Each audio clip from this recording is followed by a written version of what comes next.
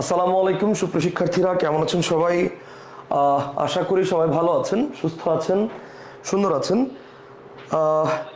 নতুন একটি ক্লাসে আপনাদের সকলকে স্বাগত জানাচ্ছি। আপনাদের সবার পরিচিত মুখ, আমি আপনাদের শাওন ভাই। সো আজকে আমরা আলোচনা করব কি নিয়ে? আজকে আলোচনা করব ঢাকা বিশ্ববিদ্যালয়ের খ ইউনিটের ভর্তি পরীক্ষার যে 2023-24 সেশনের প্রশ্ন, সেই প্রশ্ন সমাধান নিয়ে। এবং প্রশ্ন শুধু সমাধানই করব না, আমরা প্রশ্ন সমাধানের সাথে সাথে এই প্রশ্ন রিলেটেড যে ব্যাকগ্রাউন্ড, সেই ব্যাকগ্রাউন্ডের এক্সাক্ট ব্যাখ্যাটা কি, এক্সপ্লেনেশনটা কি, এই বিষয়গুলো আজকের ক্লাসে আমরা ডিটেলস জানার চেষ্টা করব। সো আমাকে প্রথমে একটু জানাবেন যে আপনারা ক্লিয়ারলি আমার সাউন্ড এবং ভিডিও শুনতে পাচ্ছেন কিনা এবং সবাই দেখতে পাচ্ছেন কিনা। যদি সাউন্ড এবং ভিডিও সবকিছু ঠিকঠাক থাকে তাহলে আমরা আমাদের আলোচনা শুরু করে দিব, ঠিক আছে? সো আমাকে একটু জানাবেন যে আপনারা ক্লিয়ারলি আমার সাউন্ড এবং ভিডিও শুনতে পাচ্ছেন কিনা। জাস্ট এটা আমাকে একটু জানান। আমাকে একটু এটা জানাতে হবে যে আমার সাউন্ড এবং ভিডিও সবকিছু ক্লিয়ারলি আপনারা শুনতে পাচ্ছেন কিনা এবং দেখতে পাচ্ছেন কিনা।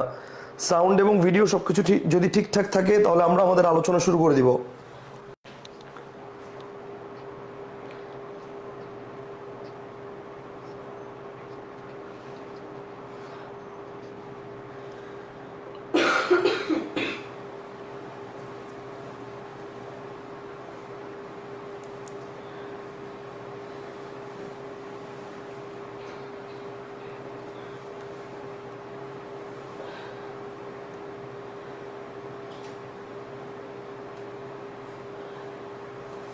ওকে, আমাকে একটু জানাবেন যে আপনারা ক্লিয়ারলি আমার সাউন্ড এবং ভিডিও শুনতে পাচ্ছেন কিনা।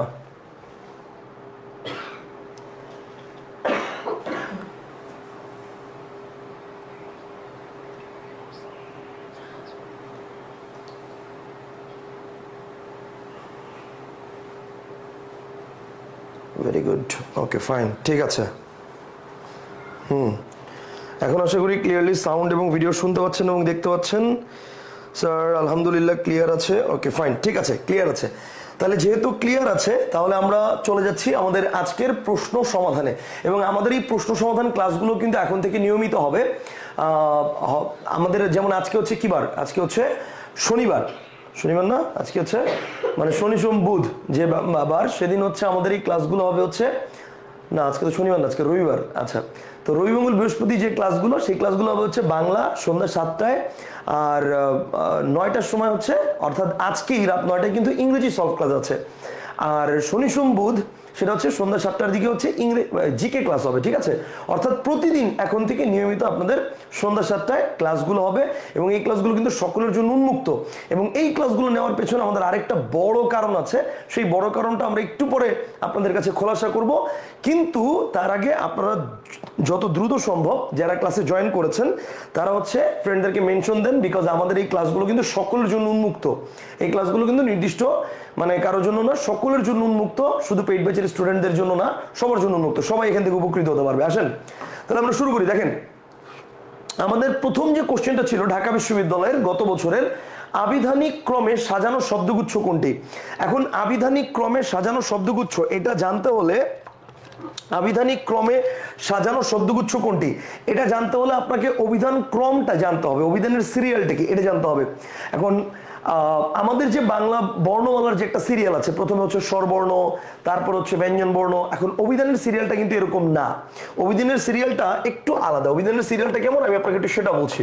অভিধানের সিরিয়ালটা কেমন একটু সেটা বলছি। অভিধান হচ্ছে প্রথমে স্বরেয়, দেন হচ্ছে স্বরেয়া, দেন রস্বই, দেন দীর্ঘই, দেন রস্যাউ, দেন দীর্ঘউ, দেন হচ্ছে রি, দেন হচ্ছে এ, ওই, এ, তারপর হচ্ছে ওই, দেন হচ্ছে ও, ও, দেন হচ্ছে এই যে এই পর্যন্ত 11টাতে গেল, স্বর স্বর রস্বই দীর্ঘ রি, এ, ওই, ও, ও, এই 11টাতে গেল। এরপর হচ্ছে অনুস্বর, বিসর্গ, চন্দ্রবিন্দু। এরপর হচ্ছে আকার, রস্যিকার, মানে আমি শুধু সংক্ষেপে কার লিখি, কার। কার মানে কি? অর্থাৎ যতগুলো কার আছে, আকার, রস্যিকার, দীর্ঘিকার, রস্যকার, দীর্ঘকার, এগুলো। এরপর হচ্ছে ক, আর ক এর পরে হচ্ছে ক্ষিয়, তারপর হচ্ছে মানে এটা ক এর পরে ক্ষিয়, ক্ষিয়র পর হচ্ছে খ, গ, ঘ, উম, চ, ছ, জ, ঝ, ইয়, ট, ঠ, ট ঠ ড, এরপর ড এর মতো দেখতে আরেকটা যেটা আছে সেটা হচ্ছে কি, সেটা হচ্ছে ডয় বিন্দু র, এরপর হচ্ছে ঢ, এরপর হচ্ছে ঢ এর মতো দেখতে যেটা আছে অর্থাৎ ঢয় বিন্দু র, ট ঠ ড ঢ, এরপর হচ্ছে মূর্ধন্য, এরপর হচ্ছে দেখেন ত, ত এরপরে ত এর ব্যঞ্জন রূপ মানে খণ্ডত্ব, তারপর হচ্ছে ত থ দ, ধ, দন্ত ন, প, ফ, ব, ভ, প ফ ব ভ, দেন হচ্ছে ম, অন্তস্তীয় জ, এরপর অন্তস্তীয় জ এর মতো দেখতে যেটা আছে অর্থাৎ অন্তস্তীয়, অন্তস্তীয় জ, এরপর হচ্ছে র, ল, তালব্যস্য, মূর্ধন্যস্য, দন্তস্য, হ, দ্যাটস ইট, শেষ। খেয়াল করে দেখেন হ এর পরে কিন্তু অভিধানে কোনো বর্ণ নেই। এখন প্রশ্ন হচ্ছে কেন নেই? অভিধানের সিরিয়াল অনুসারে নাই, বাংলা বর্ণমালায় আছে, কিন্তু বাংলা বর্ণমালায় যে বর্ণগুলো হয়ের পরে পাওয়া যায় তার প্রত্যেকটাই দেখবেন কোনো না কোনো জায়গায় মাঝখানে ঢুকাই দিছি।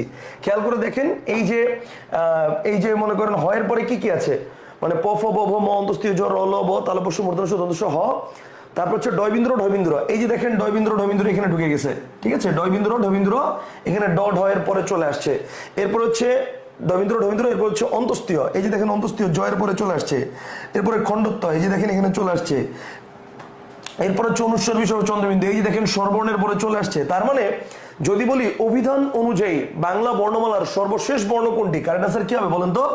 অভিধান অনুযায়ী বাংলা বর্ণমালার শেষ বর্ণ হচ্ছে হ। ডিকশনারিতে হ এর পরে কোনো বর্ণ নাই। কনসেপ্টটা কি ক্লিয়ার? মানে হ দিয়ে শব্দগুলো দেওয়ার পরে কোনো বর্ণ আর নাই। Okay fine. তাহলে আমরা এখন যেটা করব, এইটা হচ্ছে সিরিয়ালটা গেল। এখন আমরা কি করব? এখন আমরা একটু এই যে শব্দটা আছে একতা, একাত্তর, 21, এই শব্দগুলো একটু বিশ্লেষণ করার চেষ্টা করব। এখন এই শব্দ কিভাবে বিশ্লেষণ করবো আসেন আমি আপনাকে এবারে শব্দগুলো বিশ্লেষণ করার ট্রিক্সটা দিচ্ছি, শব্দগুলো বিশ্লেষণ করার ট্রিক্সটা দিচ্ছি আসেন। আর যারা যারা ক্লাসটি করছেন তারা হচ্ছে অবশ্যই ক্লাসটি শেয়ার দিয়ে, ক্লাসটি শেয়ার করে জাস্ট কমেন্ট বক্সে শেয়ার ডান লিখে রাখবেন। আমরা ক্লাসের পরে আপনারা হচ্ছে যারা যারা শেয়ার করছেন তাদেরকে আমাদের ম্যানেজমেন্ট টিম থেকে, আমাদের যে অফিসিয়াল টিম আছে টিম থেকে আপনাদেরকে এই পুরো ক্লাসের স্লাইডটা আপনাদেরকে দিয়ে দেওয়া হবে। কথা বুঝতে পারছেন? সো আপনারা যারা যারা ক্লাস করছেন তারা অবশ্যই ক্লাসটা শেয়ার করে রাখবেন বন্ধুদের জন্য, যাতে সবাই একসাথে ক্লাসটা করতে পারেন, একসাথে শিখতে পারেন। আসেন তাহলে প্রথমে আমরা এখন যেটা দেখব সেটা কি খেয়াল করেন। এখন হচ্ছে এই যে একতা, একতা, একাত্তর, 21, এটা আমরা এই সিরিয়ালটা ঠিক আছে কিনা কেমনে বুঝবো? দেখেন প্রথমে এ আছে, যতক্ষণ পর্যন্ত দেখবেন মানে আপনি মিল পাচ্ছেন ততক্ষণ পর্যন্ত সামনে আগাতে থাকবেন, যেখানে আর মিল পাবেন না সেখানে থেমে যাবেন। তাহলে এবার 71, এবার দেখেন তো এ আছে, এ আছে, এ আছে, ওকে ফাইন। তাহলে এবার সামনে আগান। এরপরে কি এখানে হচ্ছে ক, এখানে ক আকার আর এখানে ক রস্যকার। আচ্ছা এবার একটু চিন্তা করেন, প্রথমে কি শুধু ক, তারপরে কি ক আকার আর তারপরে কি ক রস্যকার না? ব্যাপারটা তো এরকমই নাকি? তাহলে এখানে যে সিরিয়ালটা দেওয়া আছে ক, তারপরে ক আকার, তারপরে ক রস্যকার, এটা কিন্তু আমি অমিল পেয়েছি, অর্থাৎ ক এর সাথে প্রথমে আছে অ, তারপরে ক এর সাথে আকার, তারপর রস্যকার, এখানে অমিল আছে এবং অমিলটা থাকার পরও সিরিয়াল ওয়াইজ আছে। দ্যাটস ইট, এটাই আমার কারেক্ট অ্যান্সার। আমার আর বাকিগুলো দেখার দরকার নাই, তারপরও শেখার জন্য আমরা বাকিগুলো দেখি যে বাকিগুলো আমার সিরিয়ালটা কেন ঠিক নাই, আমরা একটু দেখি আসেন বাকিগুলোর সিরিয়ালটা কেন ঠিক নাই আমরা একটু দেখি। আর কারো যদি কোনো প্রশ্ন থাকে অবশ্যই করবেন, প্রশ্ন থাকলে অবশ্যই করবেন, আমরা উত্তর দেওয়ার চেষ্টা করবো। দেখেন কবি, কাব্য, কবিতা, তাহলে এখানেও দেখেন ক, ক, এখানে আছে ক আকার। এখন ক আকার আছে, তাহলে ক এর পরে ক আকার বসবে, এটা ঠিক আছে, কিন্তু ক আকারের পরে কি আবার ক বসতে পারে? শুধু ক এটা বসতে পারে? ডেফিনেটলি না, শুধু কটা তো কয়াকারের আগে বসবে, সেই কারণে এটা ভুল। আচ্ছা ফুল ফল ফলন, খেয়াল করেন ফুল ফল ফলন, ভাই অভিধানে কি শুধু ফ আগে নাকি ফয়ের হস্যকার আগে, কোনটা আগে? ডেফিনেটলি ফ আগে, তার মানে এটা ভুল। সো মঞ্চ, মালঞ্চ, মঞ্জুর, দেখেন এখানেও ম, এখানেও ম, এখানে হচ্ছে ময় আকার। এখন আপনি বলেন অভিধানে কি ম আগে না ময় আকার আগে? ডেফিনেটলি ম আগে, শুধু ম, তো এখানে ময় আকারের পরে আবার ম আসছে, সো তার মানে এটাও ভুল। কনসেপ্টটা কি ক্লিয়ার? তার মানে আমার কারেক্ট আনসার হচ্ছে এই যে এ নাম্বার, একতা, 71, 21, এইটা। সবাই কি বুঝছেন? সবাই কি বুঝছেন? এন্ড আমাকে একটু কমেন্টে জানাবেন আপনারা যারা যারা উত্তর করতে পারছেন, জিনিসটা কি ধরতে পারছেন কিনা, আমাকে অবশ্যই কমেন্টে একটু জানাবেন। ওকে ফাইন, আমাকে অবশ্যই জানাবেন। তাহলে এর উত্তরটা কি? উত্তর হচ্ছে একতা, 71, 21, এই যে যেটা আছে এটা হচ্ছে আমাদের উত্তর। কনসেপ্টটা কি ক্লিয়ার? সবাই কি বুঝতে পেরেছেন? ওকে আমি নিজেও একটু শেয়ার করে দিই, আমি নিজেই এখন শেয়ার করে নেই। Okay so question solve class,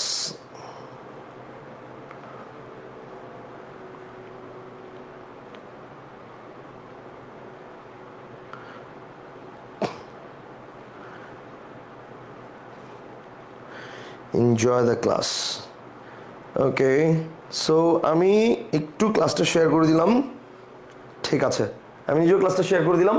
so আশা করি জিনিসটা বুঝতে পারছেন। আসেন তাহলে পরবর্তী কোশ্চেনে যাই আমরা। এখন পরবর্তী কোশ্চেনে যাওয়ার আগে আমি একটু বলি আপনাদেরকে, আমাদের এই কোশ্চেন সলভ যে ক্লাসগুলো রয়েছে এগুলো আয়োজন প্লাস আমাদের আরো কিছু কার্যক্রম আছে।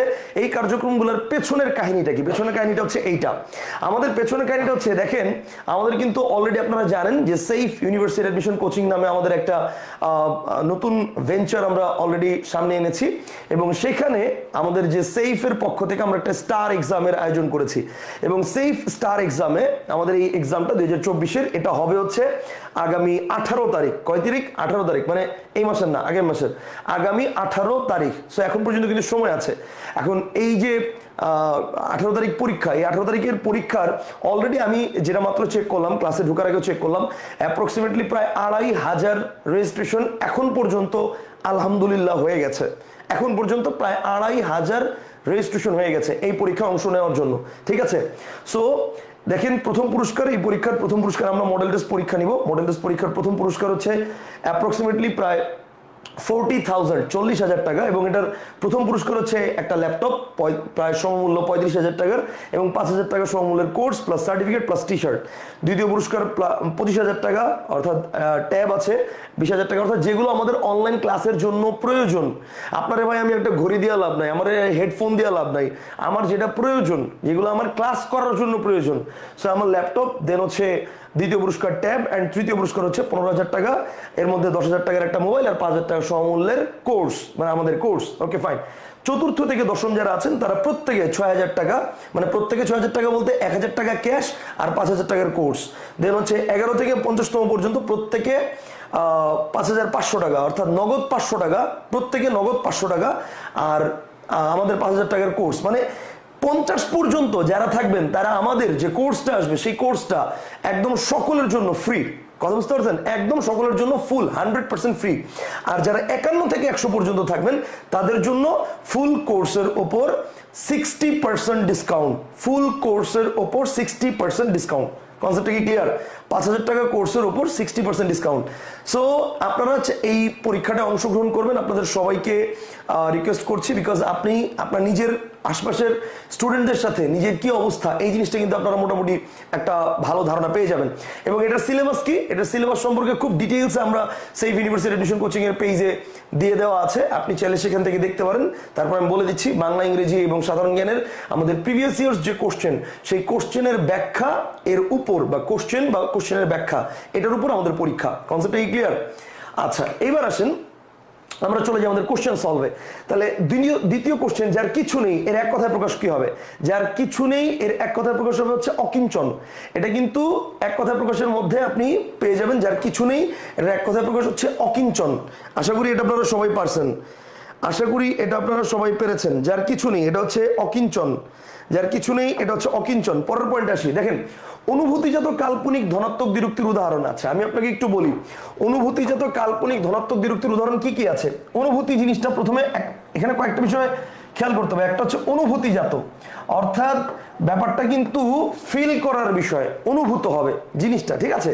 এন্ড দ্বিতীয় যে পয়েন্ট সেটা হচ্ছে কি কাল্পনিক হবে, অর্থাৎ এটা বাস্তবে নাই। এটা কি? এটা বাস্তবে নাই, এটা কাল্পনিক হবে, ঠিক আছে। এখন আসেন তাহলে দেখেন অনুভূতিজাত কাল্পনিক ধনাত্মক দ্বিরুক্তির উদাহরণ। এখন দেখেন ধনাত্মক দ্বিরুক্তি কোনটা আমরা জানি, যেটা সাউন্ড বোঝায়। Human being created natural sound, অর্থাৎ মানব সৃষ্ট প্রাকৃতিক যে কোনো শব্দ, এটাকে আমরা কি বলবো? কাল্পনিক, মানে ধনাত্মক দ্বিরুক্তি। এখন বা অনুকার দ্বিরুক্তি। এখন অনুকার দ্বিরুক্তি বা ধনাত্মক দ্বিরুক্তির মধ্যে একটা আছে যেটা অনুভূতিজাত কাল্পনিক ধনাত্মক দ্বিরুক্তি। এখন এটা খেয়াল করে দেখেন, অনুভূতিজাত কাল্পনিক ধনাত্মক দ্বিরুক্তি বলতেছি আমি। তাহলে কাল্পনিক ধনাত্মক দ্বিরুক্তি কি কি আছে?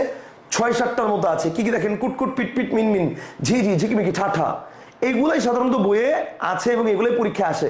ব্যাপারটা এরকম না যে এর বাইরে নাই, আছে, আসে, বাট এগুলো বেশি আসে। তাহলে কি কি আমি একটু বলে দিচ্ছি, আসেন। কুটকুট, পিটপিট, মিনমিন, দেখেন কুটকুট, দেন হচ্ছে পিটপিট, কুটকুট, দেন হচ্ছে পিটপিট, কুটকুট, পিটপিট, দেন হচ্ছে মিনমিন, কুটকুট, পিটপিট, মিনমিন, কুটকুট, পিটপিট, মিনমিন, ঝিঝি, ঝিকিমিকি, ঠাঠা, কুটকুট, পিটপিট, মিনমিন, ঝিঝি, ঝিকিমিকি, ঠাঠা, ঝিঝি, দেন হচ্ছে ঝিকিমিকি, ঝিঝি, দেন হচ্ছে ঝিকিমিকি, ওকে, ঝিঝি, ঝিকিমিকি, ঠাঠা, ঝিকিমিকি, ঝিঝি, ঝিকিমিকি, আর তারপর হচ্ছে ঠাঠা। Okay fine.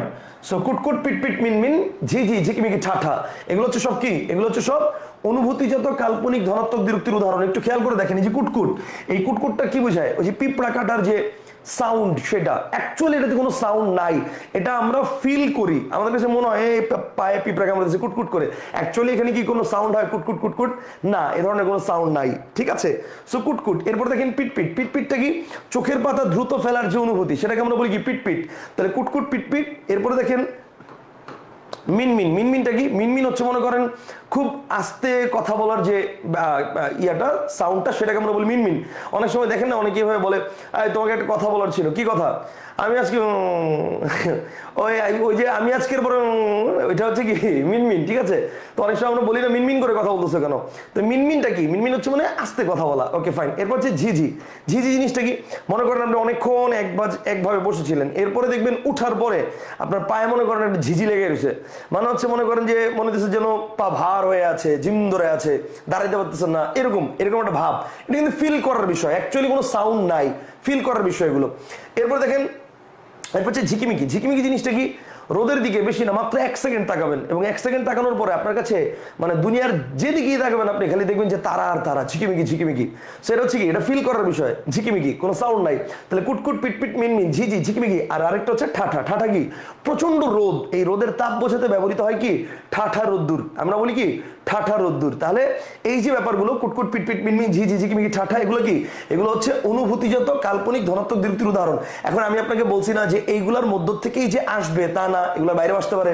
তাহলে এখানে দেখেন অনুভূতিজাত চাইছে, কাল্পনিক ধনাত্মক বিরক্তির উদাহরণ চাইছে, কিন্তু আমার অপশন এগুলো নাই। অপশনে এই ছটার একটা হয়, তাহলে এটা কি হবে? এখন দেখেন খক খক, ঘেউ ঘেউ, পিটপিট, ঝমঝম। এখন দেখেন এই যে পিটপিটটা কিন্তু আছে, সরি পিটপিটটা আছে, হ্যাঁ। সো পিটপিট এটার মধ্যে থেকে, তাহলে আমার কারেক্ট আনসার পিটপিটটা কি আমার কারেক্ট আনসার। চলেন আমি উত্তর দেখে আসি একটু। আসলে আমি একটু উত্তরটা দেখে আসি। দেখেন উত্তরটা হচ্ছে পিটপিট। এটার উত্তরটা কি? উত্তর হচ্ছে পিটপিট। এই জিনিসটা কি সবাই বুঝছেন না বুঝেন নাই? জিনিসটা কি সবাই বুঝছেন না বুঝেন নাই বলেন? কুটকুট, পিটপিট, মিনমিন, ঝিঝি, ঝিকিমিকি, ঠাঠা। কুটকুট, পিটপিট, মিনমিন, ঝিঝি, ঝিকিমিকি, ঠাঠা। সবাই কি বুঝছেন? একটু জানান সবাই কি বুঝছেন কিনা, দ্রুত জানাতে হবে। একটু জানান সবাই, এবং আমাকে দ্রুত জানাতে হবে। এবং আপনারা যারা ক্লাস করছেন, যারা এখন পর্যন্ত রেজিস্ট্রেশন করেন নাই, তারা অবশ্যই দ্রুত রেজিস্ট্রেশন করে নেবেন, আর ক্লাসগুলো নিয়মিত করবেন। স্যার রেজিস্ট্রেশন করছি কিন্তু কোনো SMS তো পাই নাই।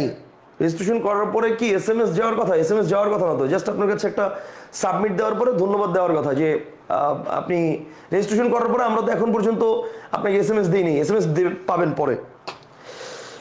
Share done, share done. Okay fine, ঠিক আছে, ভেরি গুড। আসেন তাহলে পরের কোশ্চেন। পরের কোশ্চেনটা কি আছে আমরা একটু দেখি, আসেন। পরের কোশ্চেন কি আছে? মানুষের যখন পতন আসে তখন পদে পদে ভুল হতে থাকে, এটা কোন রচনার উদ্ধৃতি? আমাকে দ্রুত বলেন তো কোন রচনার উদ্ধৃতি, বলেন আমাকে দ্রুত বলেন কোন রচনার উদ্ধৃতি। মানুষের যখন ভুল হয় বা মানুষের যখন পতন আসে তখন পদে পদে ভুল হতে থাকে, খুব কমন, এবং এটা মোটামুটি আপনারা সবাই জানেন, এমন কেউ নাই যারা ইন্টার স্টুডেন্ট অথচ এটা জানে না, ঠিক আছে? এবং সেটা হচ্ছে কোন রচনার? এটা হচ্ছে 52 দিনগুলো। এবং এই কথাটা কে বলেছেন? এই কথাটা বলেছেন হচ্ছে বঙ্গবন্ধু শেখ মুজিবুর রহমান। কেন বলেছেন? মুসলিম লীগ সরকারের যে অপরিণামদর্শিতা বা মুসলিম লীগ সরকারের যে অদূরদর্শিতা, এই অদূরদর্শিতার কথা চিন্তা করে। অদূরদর্শিতার কথা কেন বলছে? কারণ বাঙালি ছাত্র সমাজের উপর গুলি করার কারণে বাঙালি ছাত্র সমাজ যে এটার প্রতিবাদ করে কোন পর্যন্ত যেতে পারে, এই জিনিসটা মুসলিম লীগ সরকার চিন্তা করে নাই। এবং এই কারণে মুসলিম লীগ সরকারের যে অপরিণামদর্শিতা, অদূরদর্শিতা অর্থাৎ ভবিষ্যৎ না দেখে বা ভবিষ্যৎ চিন্তা ভাবনা না করে কাজ করার যে ব্যাপার, সেই ব্যাপারটার উপর মানে চিন্তা করে বঙ্গবন্ধু শেখ মুজিবুর রহমান বলছে যে মানুষের যখন পতন আসে তখন পদে পদে ভুল হতে থাকে, ঠিক আছে? অর্থাৎ তাদের পতন নিশ্চিত, ব্যাপারটা হচ্ছে এরকম। 52 দিনগুলো, very good, thank you, thank you যিনি যারা উত্তর করছেন, ভেরি গুড। পরের কোশ্চেনে চলে আসি আমরা। অধ্যাপক শব্দের অ এর উচ্চারণ কি বলেন? অধ্যাপক শব্দের অ এর উচ্চারণ কি? এটা নিয়ে কিন্তু অনেক দ্বিধা ছিল। আমি দেখেছি এবছরও ঢাকা বিশ্ববিদ্যালয় ভর্তি পরীক্ষার পরে এই কোশ্চেনের সলিউশন যারা অনলাইনে দিয়েছেন, অনেকেই এটার উত্তর মানে অনেক বিভিন্ন জায়গায় বিভিন্ন রকম পাওয়া গেছে, 2-3টা উত্তর পাওয়া গেছে এটার। দেখি আপনারা বলেন এটার উত্তর কি হবে, বলেন দ্রুত বলেন। ওকে, আমাদের সাথে এই মুহূর্তে সাইফুল আলম ভাই কমেন্ট করেছেন, ক্লাস করেছেন, নাদিয়া সুলতানা ক্লাস করছেন, কেয়া চক্রবর্তী ক্লাস করছেন, মনিরুজ্জামান ক্লাস করছেন। আচ্ছা ওকে ফাইন, অনেকেই আছেন আলহামদুলিল্লাহ ক্লাস করছেন, ঠিক আছে, ধন্যবাদ। যারা নিয়মিত ক্লাস করছেন। তাহলে এবার আসেন অধ্যাপক শব্দের এটা কি হবে, 5-এর অ্যান্সার কি হবে এটা আমাকে বলেন। 5-এর অ্যান্সার কি হবে? সাইফুল ইসলাম বলছে ভাইয়া এ, মনিরুজ্জামান মনির বলছে এ, সুমা পল বলছে এ, তাই সমৃদ্ধ শিওর শিওর, নুসরাত জাহান বলছে এ। আচ্ছা এবার আমি আপনাকে বলি, এইটার ব্যাপারটা জানতে হলে আমাদের একটু এ ধ্বনি এবং অধ্বনি মানে স্বরেয় এই দুটো ধ্বনির সম্পর্কে উচ্চারণের পার্থক্যটা একটু জানতে হবে। খেয়াল করে দেখেন, ব্যাপারটা হচ্ছে আমরা জানি বিবৃত এবং সংবৃত দুটি বিষয় রয়েছে। এখন স্বরেয় এবং এ ধ্বনির ক্ষেত্রে এই বিবৃত এবং সংবৃতটা হয়, অন্য কোনো ধ্বনির ক্ষেত্রে হয় না। ভাইয়া তাহলে এই দুইটার ক্ষেত্রে কেন হয়, অন্যগুলোর ক্ষেত্রে কেন হয় না? কারণ এই দুটো ধ্বনি আমার উচ্চারণের সময় মানে পরিবর্তন হতে পারে। অর্থাৎ দেখেন এখানে দেখেন অ এর উচ্চারণ অ এর মতোই হচ্ছে, আর এখানে অ এর উচ্চারণ ও এর মতো হচ্ছে। আবার এখানে দেখেন এর উচ্চারণ এ এর মতো হচ্ছে এ, আবার এখানে এর উচ্চারণ এর মতোই হচ্ছে। এই কারণে উচ্চারণের পরিবর্তনের কারণে কিন্তু বাকি সবগুলো ধ্বনি যা আছে তাই উচ্চারণ হয়। যেমন রস্যই মানে ই আছে ই উচ্চারণ হয়, এটা ই আছে ও উচ্চারণ হয় বা ই অ উচ্চারণ হয় এরকম না, ই আছে ই উচ্চারণ হয়। রস্যকার উ আছে উই উচ্চারণ হয়। একার মানে ওইকার ওই আছে ওই উচ্চারণ হয়। রি রি আছে রি উচ্চারণ হয়। বুঝছেন জিনিসটা? একমাত্র এই দুইটা স্বর যা আছে তা মাঝে মাঝে পরিবর্তন হয়ে উচ্চারিত হয়, এই কারণে এই দুইটার ক্ষেত্রে সংবৃত এবং বিবৃতর ব্যাপারটা আসে। Concept clear? এখন প্রশ্ন হচ্ছে ভাই সংবৃত বিবৃত জিনিসটা কি? অ এর উচ্চারণ যদি অ এর মতোই হয়, স্বরেও যদি স্বরের মতোই উচ্চারিত হয় তাহলে সেটাকে বলবো বিবৃত। যেমন দেখেন অনেক উচ্চারণটা দেখেন অনেক, আজকে আমি অনেক পড়ালেখা করছি, আপনি কিন্তু বলেন আজকে আমি অনেক পড়ালেখা করছি, অনেক বলেন না অনেক। এবার দেখেন অন্ন, অন্ন বস্ত্র বাসস্থান শিক্ষা ও চিকিৎসা, এই যে অন্ন বানানটা, এই অন্ন বানানটা কি স্বরেও দিয়ে এবং উচ্চারণ অ দিয়ে। এবার দেখেন অলস, তুমি অলস হয়ে গেছো, অলস না অলস হয়ে গেছো, তাহলে অ এর উচ্চারণ অই হচ্ছে। কিন্তু এখানে দেখেন অ এর উচ্চারণ ও, অর্থাৎ আপনি অ লিখছেন অথবা অ আছে বর্ণের মধ্যে, কিন্তু আপনি উচ্চারণ অ না করে ও করতেছেন। যেমন দেখেন নদী, আপনি কিন্তু এটার উচ্চারণটা মানে এটার বানানটা, আপনি কিন্তু এটার বানানটা এভাবে নদী লিখেন নাই, আপনি কিন্তু নদী লিখেন নাই, আপনি লিখছেন ন দি, তার মানে নয়ের সাথে কি আছে অ আছে, লিখছেন অ অথচ উচ্চারণ হচ্ছে কি ও। তাহলে নিয়মটা কি মানলো?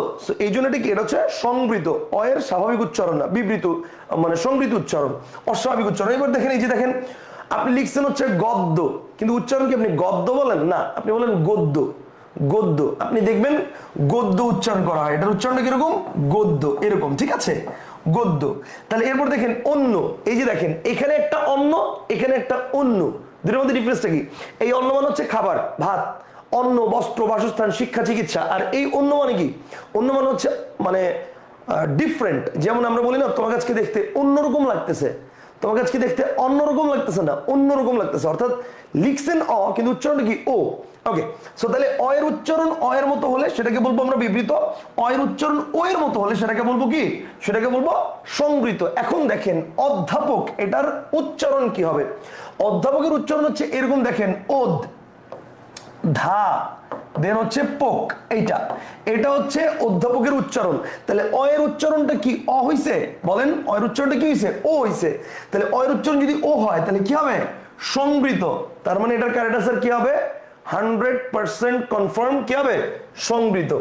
কিন্তু কিন্তু এখানে একটা কিন্তু আছে, কিন্তু কি বাংলাদেশের কিছু কিছু রাইটারের বইতে দেখলাম এবং আমাদের ঢাকা বিশ্ববিদ্যালয়ের কোশ্চেন্স মানে পরীক্ষা হওয়ার পরে কিছু কিছু অনলাইন পেজে দেখলাম এই প্রশ্নের উত্তর দিয়েছে অর্ধ সংবৃত, এইটা অর্ধ সংবৃত বা অর্ধ বিবৃত এটা দিছিল। এখন এটার কারণটা কি? ওকে আসেন এটার কারণটা কি, এটার কারণও আমি ব্যাখ্যা দিচ্ছি, এটার কারণটা আমি ব্যাখ্যা দিচ্ছি। আসেন এইটার কারণটা হচ্ছে এইটা, অর্থাৎ যে সকল বইতে অকে অর্ধ বিবৃতি যে এটা বলা হয়েছে, অর্ধ বিবৃতি এটা বলা হয়েছে, এটার কারণ হচ্ছে দেখেন ঠোঁটের উন্মুক্তির উপর ভিত্তি করে এই যে আধ্বনি মানে এই যে ধ্বনিগুলো রয়েছে এই এটার উপর ভিত্তি করে যে অধ্বনিটা হচ্ছে অর্ধ বিবৃত। কথা বুঝতে পারছেন? ঠোঁটের উন্মুক্তির উপর ভিত্তি করে। কিন্তু আমার কথা হচ্ছে আমার প্রশ্নে কি এটা চাইছে যে ঠোঁটের উন্মুক্তির উপর ভিত্তি করে এই অধ্বনিটার উচ্চারণ কি? বলেন আমার প্রশ্নে কি এটা চাইছে যে ঠোঁটের উন্মুক্তির উপর ভিত্তি করে আমার অধ্বনির উচ্চারণ কি? না, এখানে ডিরেক্টলি বলছে অধ্যাপক শব্দে অ এর উচ্চারণ হলো। অ এর উচ্চারণ কি? অ এর উচ্চারণ হচ্ছে সংবৃত। অ এর উচ্চারণ কি? সংবৃত। কেন সংবৃত? কারণ অ এর উচ্চারণ অ এর মতো না হয়ে ও এর মতো হয়েছে, দ্যাটস ইট, সিম্পল। আমার এইটা হচ্ছে জিভের অবস্থান, এটা হচ্ছে জীবের অবস্থান অনুযায়ী, অর্থাৎ জীবটা কি সামনে, মাঝখানে, না মধ্যে, মানে পেছনে। দেন হচ্ছে ঠোঁটের উন্মুক্তি, ঠোঁটটা কি পুরোপুরি খোলা না অর্ধেক খোলা, এরকম, ঠিক আছে। আর এটা হচ্ছে জীবের উচ্চতা, অর্থাৎ উচ্চ, মধ্য, নিম্ন। এটা যখন স্বরবর্ণের উচ্চারণ পড়াই আমি তখন এটা পড়াই। জাস্ট এটা কনফিউশনটা ক্লিয়ার করার জন্য আপনাদেরকে বলে দিলাম। কিছু কিছু বইতে বা কিছু কিছু অনলাইন পেজে এটার উত্তরটা কিন্তু অর্ধ বিবৃতি হিসেবে দেওয়া আছে, যেটা ভুল।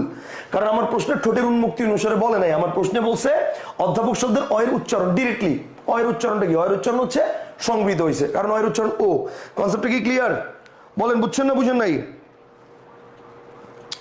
একটু জানাবেন আমাকে, আমাকে একটু জানাতে হবে, আমাকে একটু জানাতে হবে, আমাকে একটু জানাতে হবে। আপনারা সবাই বুঝছেন কি বুঝেন নাই? একটু জানাতে হবে।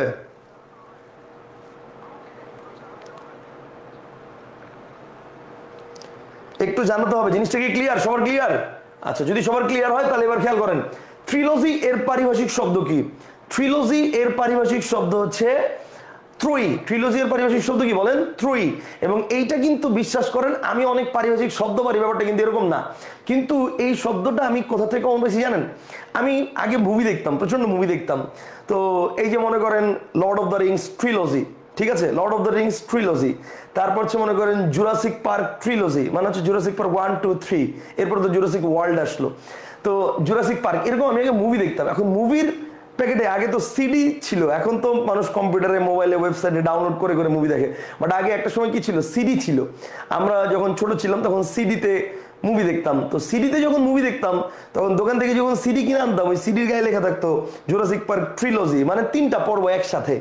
তো তারপর হচ্ছে মনে করেন ওটা কি বলে, Lord of the Rings trilogy. তো ওইখান থেকে আমি প্রথম ট্রিলজি শব্দটা জানি, যে ট্রিলজি মানে হচ্ছে ত্রয়ী, মানে 3টা একসাথে। কথা বুঝতে পারছেন?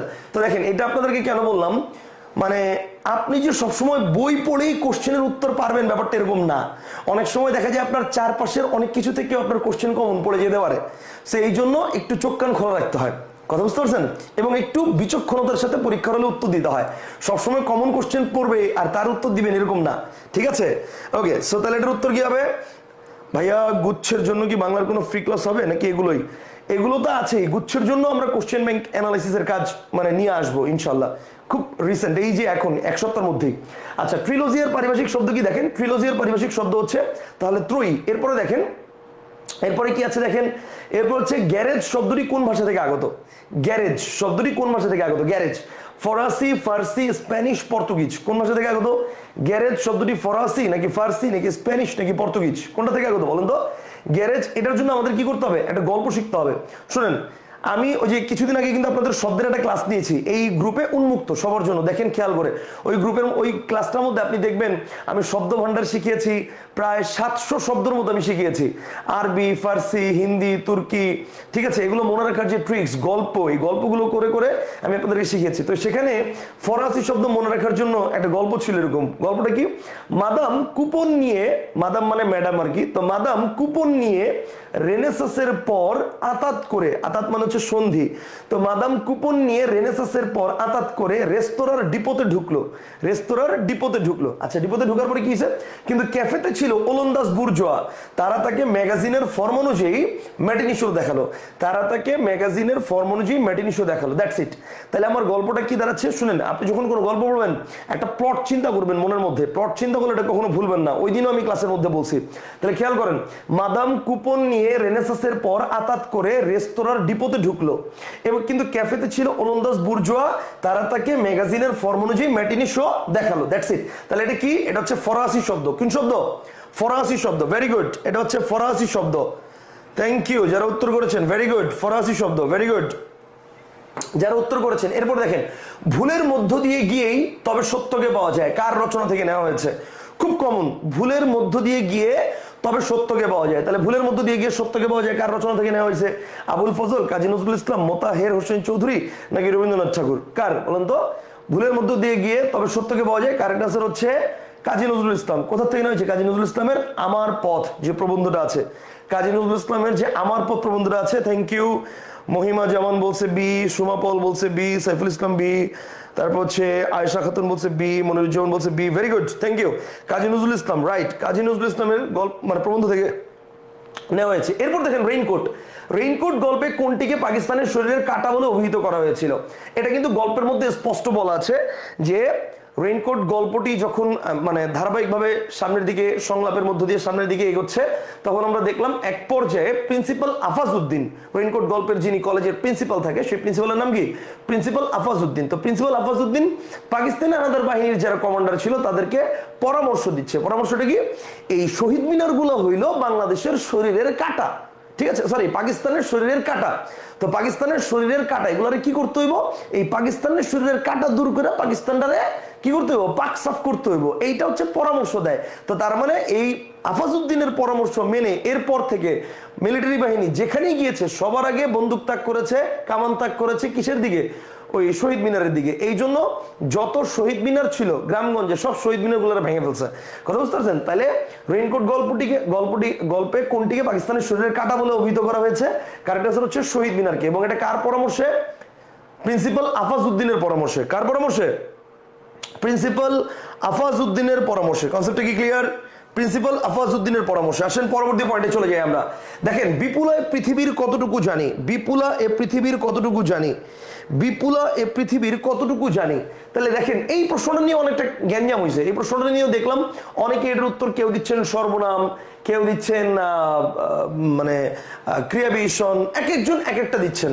এখন এটার উত্তর আসলে কি হবে? আচ্ছা আমি একটু চিন্তা করি, মানে নর্মাল একটু চিন্তা করি। বিপুলায় পৃথিবীর কতটুকু জানি, এখানে কতটুকু কোন পদ? এখন আপনি চিন্তা করেন, ধরেন এই কতটুকু একটা প্রশ্ন, এই কতটুকুর উত্তর হচ্ছে অনেকটুকু। ধরেন কতটুকু জানি? আমি অনেক জানি। তাহলে এবার চিন্তা করেন, বিপুলায় পৃথিবীর কতটুকু জানি? অনেক জানি। তাহলে এখানে এই ব্যাপারে জানিটা কি বলেন তো? জানিটা হচ্ছে এখানে verb. I know that, no এটা কি ভার্ব। তার মানে জানি হচ্ছে কি? জানি হচ্ছে ক্রিয়া। জানি হচ্ছে কি বলেন? ক্রিয়া।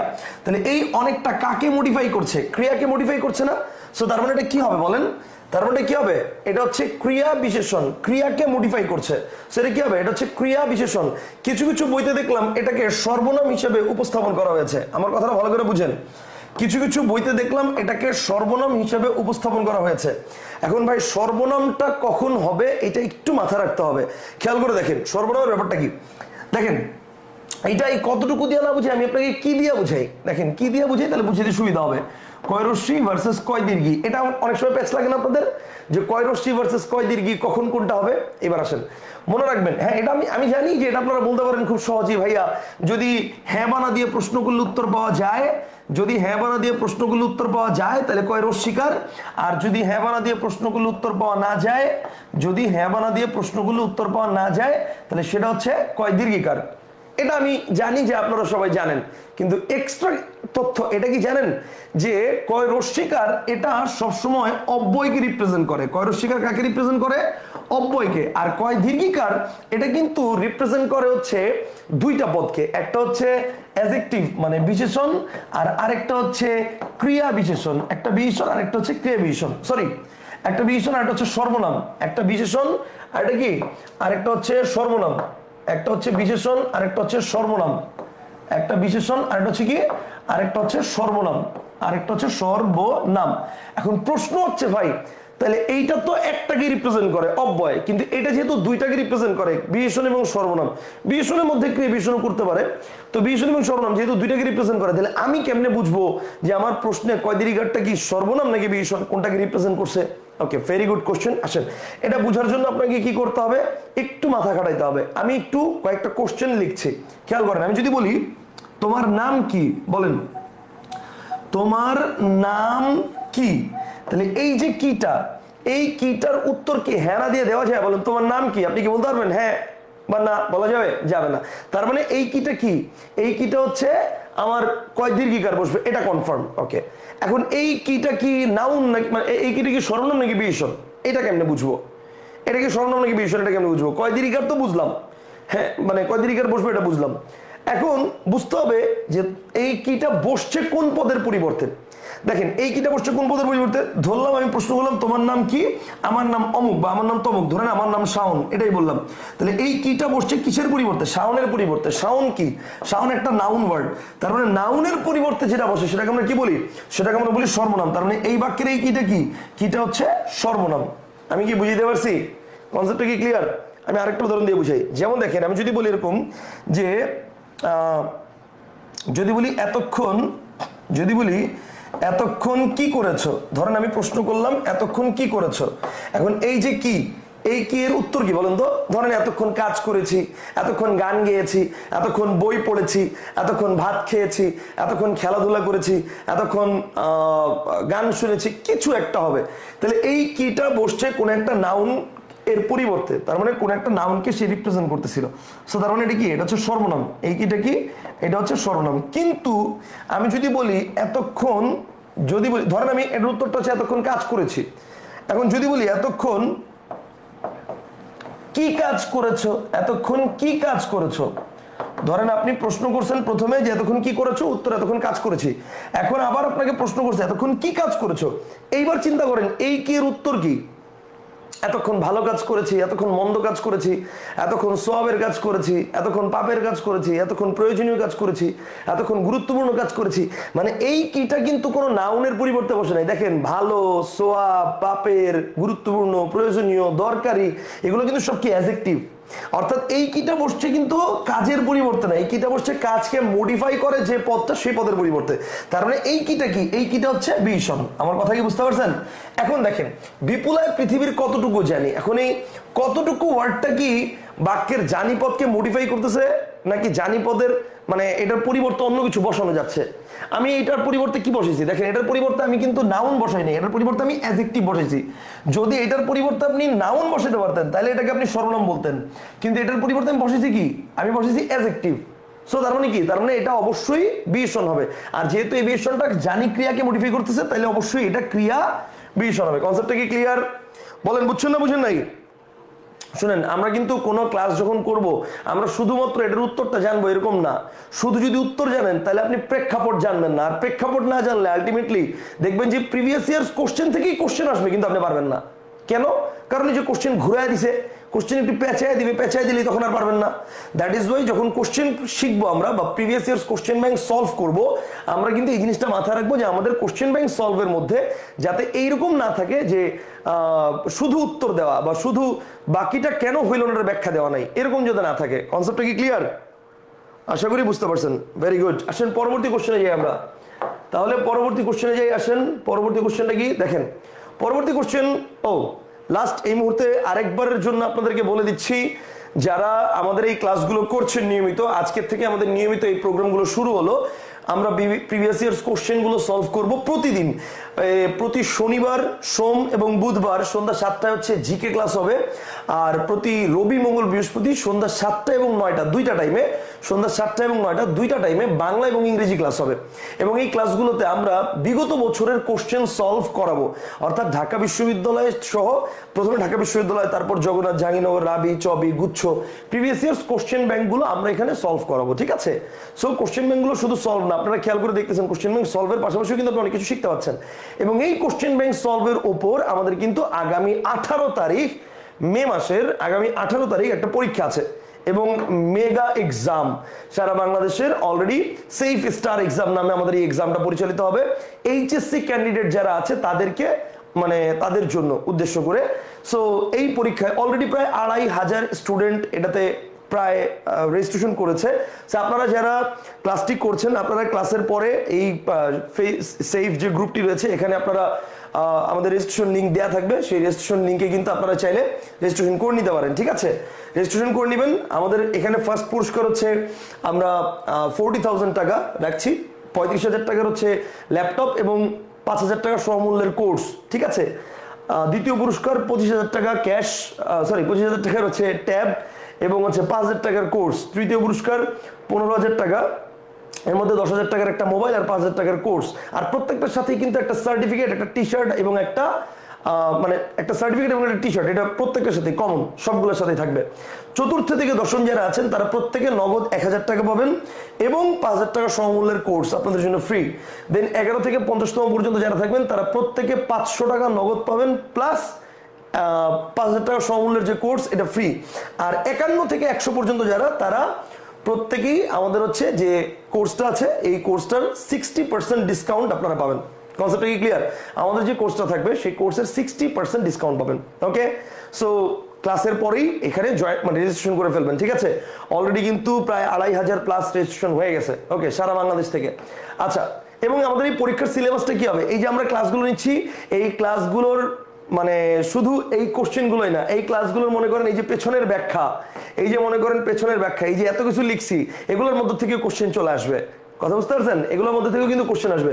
সো নিয়মিত ক্লাসগুলো করতে হবে, নিয়মিত ক্লাসগুলো করতে হবে। ওকে ফাইন, আসেন, যেখানে আমরা বলি চমৎকার সেখানে তিনি বলেন চলনসই, বাক্যটি কোন কালের? যেখানে আমরা বলি চমৎকার সেখানে তিনি বলেন চলনসই। ভাই এই এক্সাম কই হবে? পারভেজ আলম বলছে ভাই এই পুরো এক্সামটাই অনলাইনে হবে। 2500 স্টুডেন্ট তো আমি বাংলাদেশে এক জায়গায় কোনো এক জায়গায় একসাথে বসায় পরীক্ষা নিতে পারবো না, সম্ভব না। এভাবে যদি পরীক্ষা হয় তাহলে তো মনে করেন আমার ওই স্টেডিয়াম ভাড়া নিতে হবে, এটা তো সম্ভব না। সো এই কারণে হচ্ছে আমাদের টার্গেট এটাতে মিনিমাম 10,000 থেকে 20,000 স্টুডেন্ট হয়তো বা পরীক্ষায় অংশগ্রহণ করবে, আমরা আপনাদেরকে জানাবো। 10 থেকে 20,000 স্টুডেন্ট একসাথে একদিনে পরীক্ষায় অংশগ্রহণ করবে, কথা বুঝতে পারছেন? সো সেই পরীক্ষা দিয়ে নিজেকে মানে ওই জায়গাটাতে সেফ হিসাবে সামনে নিয়ে যাওয়া মানে অনেক কিছু। কনসেপ্টটা কি ক্লিয়ার? অবশ্যই পরীক্ষা দিবেন। আচ্ছা, অনলাইন পরীক্ষা অনলাইনে হবে। আচ্ছা, যেখানে আমরা বলি চমৎকার সেখানে তিনি বলেন চলনসই, এটা কি হবে? দেখেন, যেখানে আমরা বলি তার মানে আমার বলার কাজটা কিন্তু শেষ। বলি মানে ব্যাপারটা কিন্তু এরকম না যে আমি কথা বলছি, ব্যাপারটা কিন্তু এরকম না।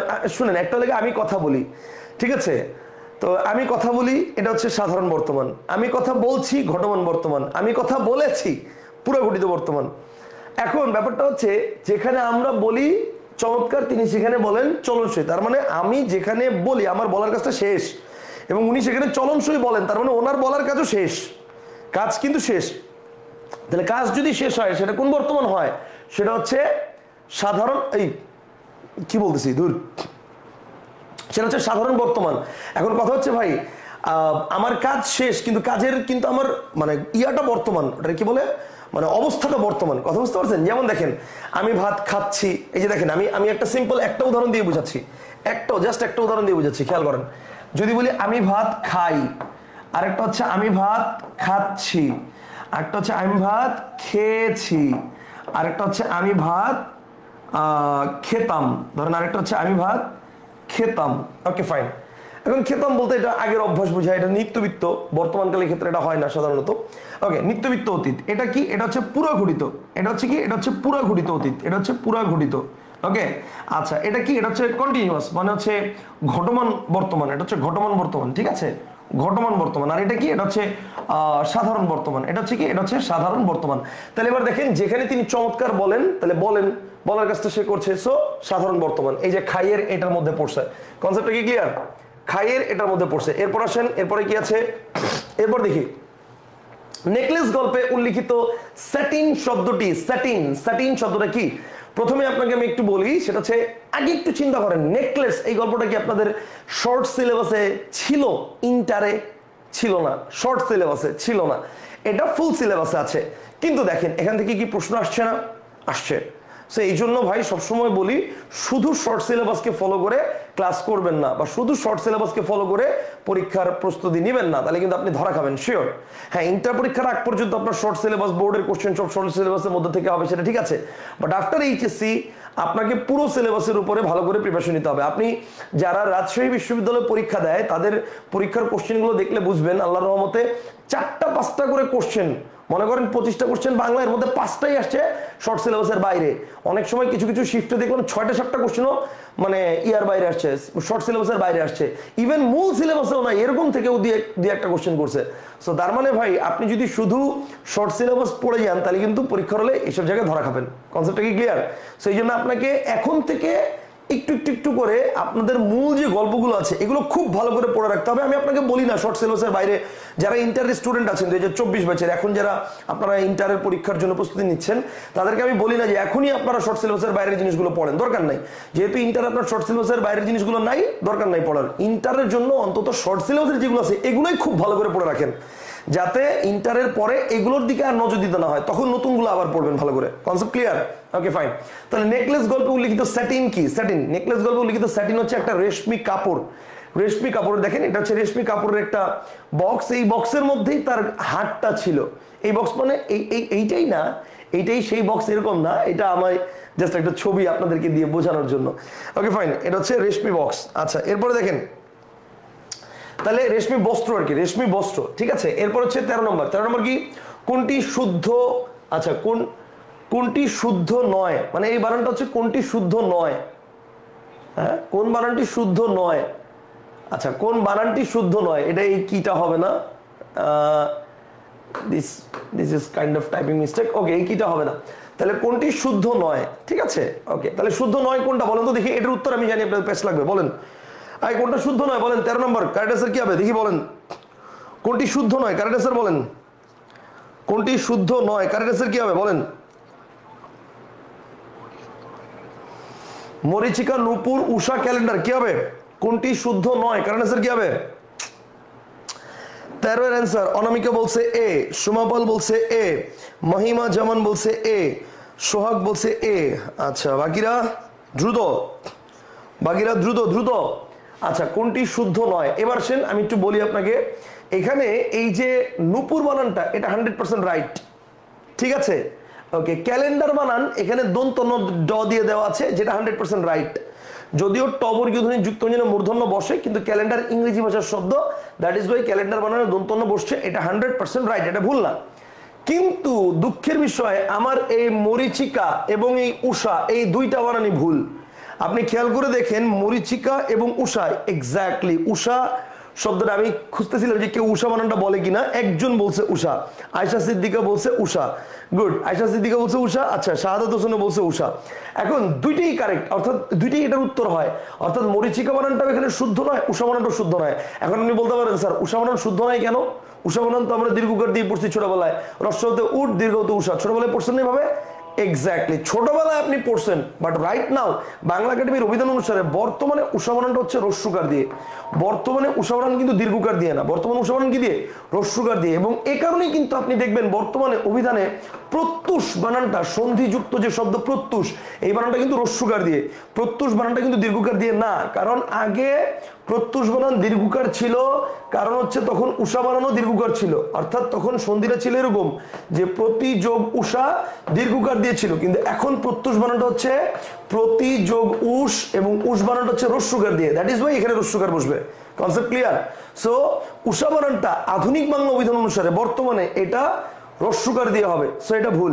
আর মরিচিকা বানান রয়ের সাথে এটা দীর্ঘিকার বসবে, রয় দীর্ঘিকার, অর্থাৎ এখানে এ সি দুইটাই কারেক্ট অ্যান্সার। আমার কথাটা ভালো করে বুঝেন, এ সি দুইটাই আমার কারেক্ট অ্যান্সার, কিন্তু আমার কথাটা বুঝেন কারেক্ট অ্যান্সার এ হয় সিও হয়, কিন্তু দুইটাই যদি কারেক্ট অ্যান্সার হয় তাহলে দুইটাই আমি কি ভাই যে কোনোটা দাগালি উত্তর পাবো, মানে আমার যে কোনোটা দাগালি কি আমি আমার নাম্বার পাবো, উত্তর হচ্ছে না। এইসব ক্ষেত্রে যে কোনো একটা উত্তর কম্পিউটারে আগের থেকে সেট করে রাখে টিচাররা, যে এই উত্তরটা হইলে সেটাকে কারেক্ট ধরা হবে, বাকি তিনটাকে কারেক্ট ধরা হবে না, কথাটা বুঝছেন।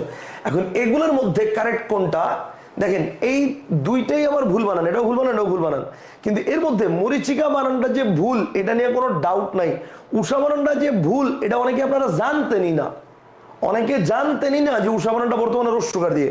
সো তার মানে উষা এখানে বানান ভুল হলেও এই জায়গায় মরিচিকা বানানটাকে অশুদ্ধ হিসেবে বেশি পারফেক্ট ধরতে হবে, অর্থাৎ এইখানে মরিচিকা বানানটা হচ্ছে কারেক্ট অ্যান্সার। আমার কথা বুঝতে পারছেন?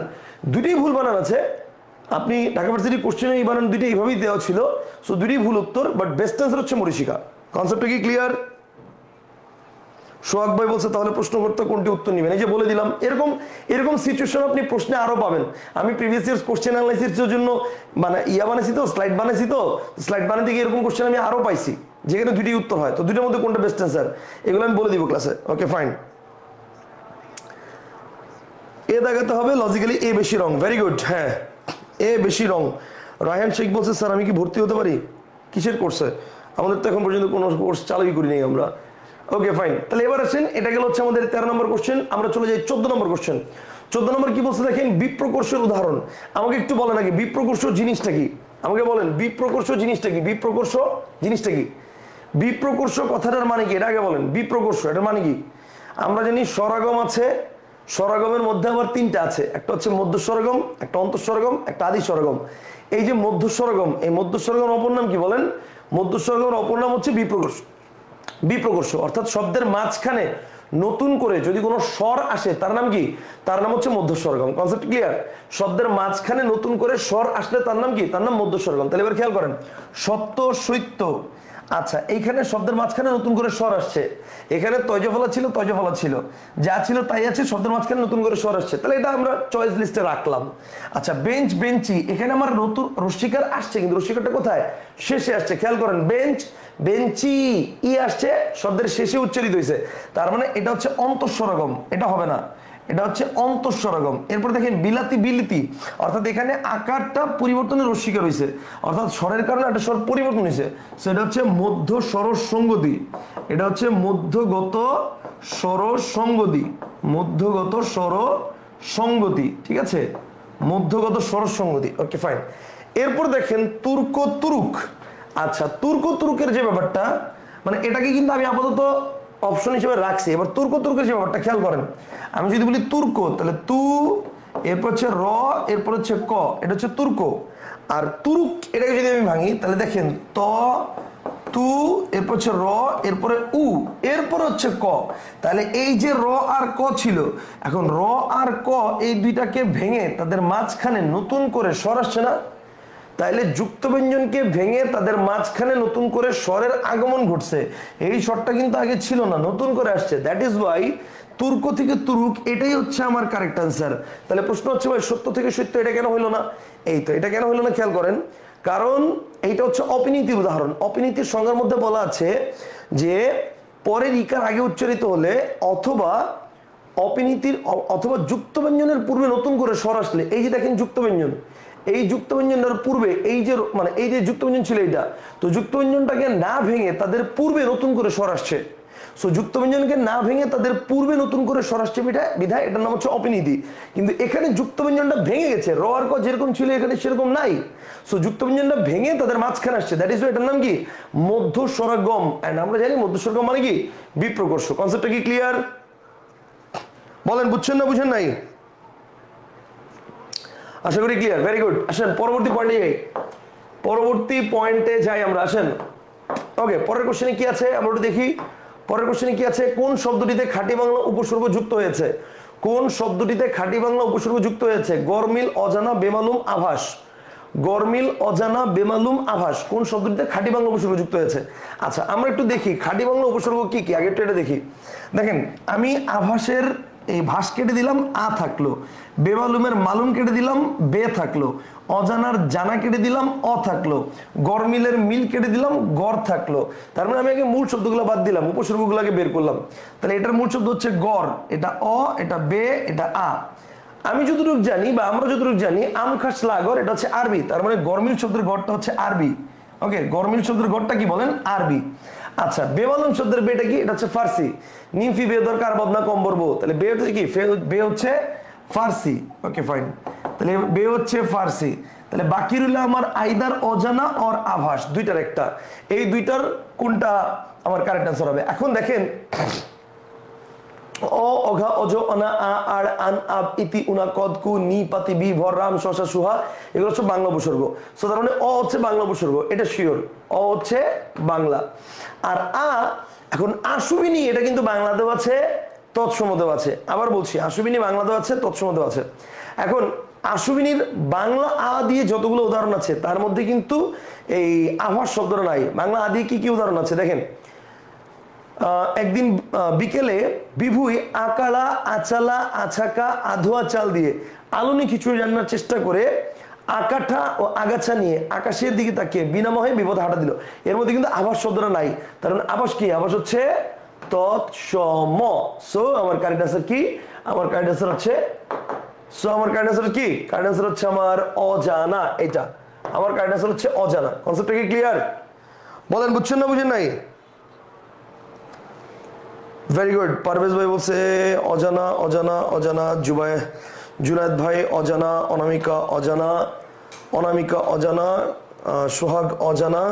ওকে ফাইন, তাহলে সব অজানা। Very good.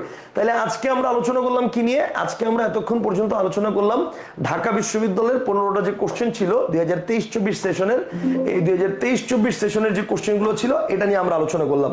ঠিক আছে, তাহলে ঢাকা বিশ্ববিদ্যালয়ের 2023-24 সেশনের যে আলোচনা, সেই আলোচনাটা আমরা এতক্ষণ করলাম। আমরা এইভাবে কিন্তু প্রতিদিন এখন থেকে নিয়মিত ক্লাস নিব এবং আবারও বলি শনি সোম বুধ সন্ধ্যা 7টা জিকে ক্লাস, রবি মঙ্গল বৃহস্পতি সন্ধ্যা 7টা বাংলা ক্লাস এবং রাত 9টা, রবি মঙ্গল বৃহস্পতি রাত 9টা ইংরেজি ক্লাস, অর্থাৎ আজকেও কিন্তু রাত 9টায় ইংরেজি ক্লাস আছে। আপনাদের সবাইকে ইংরেজি ক্লাসে আমন্ত্রণ জানাচ্ছি এবং আজকের মতো আমি এখানে ক্লাস অফ করছি। আগামী পরশুদিন আপনাদের সাথে আবার দেখা হবে ঢাকা বিশ্ববিদ্যালয়ের ভর্তি পরীক্ষার কোশ্চেন 2022-23 নিয়ে। অর্থাৎ আমরা কিন্তু এই যে দেখেন এভাবে কিন্তু আমরা প্রতিটা বছরের কোশ্চেন আমরা কিন্তু সলভ করে ফেলেছি, মানে আপনাদের জন্য রেডি করে ফেলেছি। প্রতিটা বছরের কোশ্চেন আমরা কিন্তু আপনাদের জন্য কোশ্চেন ব্যাংকের এই যে প্রত্যেকটা বছরের কোশ্চেন আমরা কিন্তু রেডি করে রেখেছি। ঢাকা বিশ্ববিদ্যালয়ের 23-24, 22-23, 21-22, 20-21, 19-20, 18-19, 16-17, 17-18, ঠিক আছে, এর আগেও যেগুলো আছে প্রত্যেকটা কিন্তু আমাদের রেডি। সো আমরা এখন আপনাদের জন্য এই প্রত্যেকটা বিষয়ের উপর প্রতিদিন একটু একটু করে ক্লাস নেব। কনসেপ্টটা ক্লিয়ার? এবং এই ক্লাসগুলো করলে আপনি আপনার বেসিক স্ট্রং করতে পারবেন, নাম্বার 1। নাম্বার 2, কোন কোন অধ্যায় থেকে প্রিভিয়াস ইয়ার্স কোশ্চেন আসে এটা জানতে পারবেন। নাম্বার 3, ইন্টারে থাকতেই কোন কোন টপিকগুলোকে বেশি গুরুত্ব দেওয়া দরকার এটা জানতে পারবেন। নাম্বার 4, আমাদের যে মেগা এক্সামটা হবে স্টার এক্সাম, সেই স্টার এক্সামের জন্য আপনার ভালো একটা প্রস্তুতি হয়ে যাবে। কনসেপ্টটা কি ক্লিয়ার? সো আজকের মতো এখানে ইতি। স্যার আপনার ধ্রুব বইয়ের নতুন সংস্করণ কবে আসবে? মাসখানেক পরে, মানে ইন্টার পরীক্ষা আপনারা যখন দিবেন তখন মার্কেটে আসবে। স্যার আজকের মতো এখানে ইতি। সবাই ভালো থাকেন, আল্লাহ হাফেজ, আসসালামু আলাইকুম, বাই, থ্যাংক ইউ।